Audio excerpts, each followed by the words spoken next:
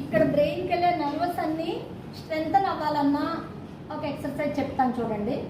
మళ్ళీ చేతులు ధ్యాన ముద్రే ఉంచండి. ఈ ధ్యాన ముద్ర మూలంగా కాన్సన్ట్రేషన్ పవర్ పెరుగుతుంది. చదివింది మర్చిపోకుండా ఉంటారు. ఇప్పుడు నెక్ ఎక్సర్సైజ్ చెప్తాను చూడండి. కరెక్ట్గా చూడండి, ఫాస్ట్గా చేయొద్దు. ఒకసారి నేను చేసాక మీరు చేయండి. ఎక్సేల్ చేస్తూ చిన్ డౌన్ చేయాలి.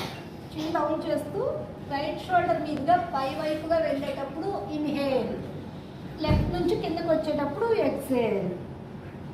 స్లోగా అప్పుడే చేయొద్దు, రిలాక్స్. ఇప్పుడు ఎక్సేల్ చేస్తూ చిన్ డౌన్ చేయండి. రైట్ షోల్డర్ మీదుగా ఇన్హేల్ చేస్తూ మెడ తిప్పండి. స్లోగా రైట్ షోల్డర్ మీదుగా పైకి